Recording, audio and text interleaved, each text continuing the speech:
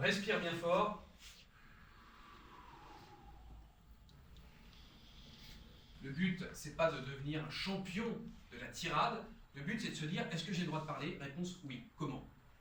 Comment est-ce qu'on se met à parler? Et bien donc déjà, en prenant possession de l'espace. Je suis Johan Gillet, je suis journaliste, documentariste, mais surtout formateur en expression publique. On pense son discours dans cet espace qui est délimité par les murs. Tout cet espace est à nous.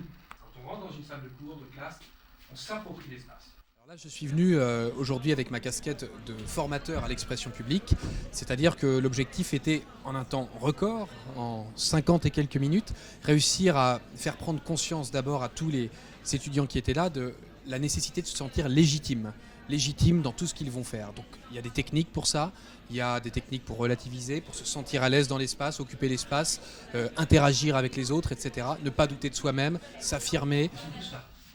Ils ont besoin de savoir ce que tu vas leur dire, c'est hyper important. On ne naît pas femme. On le devient. Ouvrez des écoles. Vous fermerez des prisons. Le jour où je manquerai à dire ce que je pense aux êtres que j'aime, ce jour-là, je ne serai plus de ce monde. Redis-le-moi avec du silence. J'aurais dû simplement quitter ce monde parce que là, c'est...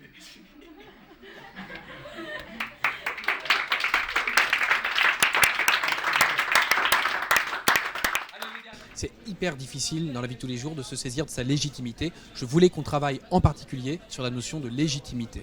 Surtout compte tenu de la mission qui est la leur, qui est une belle mission, il ne faut pas qu'ils puissent en douter, que leur place n'est pas là, qu'ils ont à redouter ce qui va se passer et tout. Non, sentez-vous légitime. On a travaillé pendant 1 heure sur la légitimité, avec des exercices de rhétorique, avec des exercices de regard, avec le travail du silence.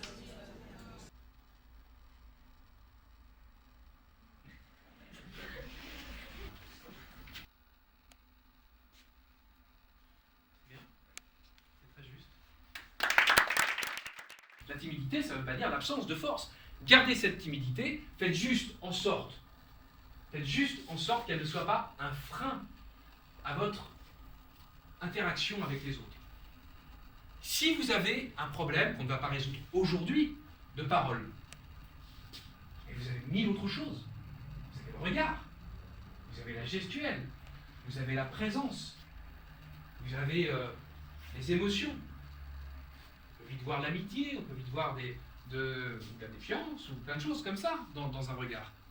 Incarnez les choses, vivez-vous pleinement. L'objectif évidemment, c'est qu'ils repartent d'ici non seulement avec un bien-être personnel, mais aussi avec de la matière pour les jeunes qu'ils vont former, qu'ils vont essayer d'amener toujours un petit peu plus loin, un petit peu plus haut. L'objectif, c'est pas de garder les choses pour soi, c'est de transmettre, toujours transmettre, très important.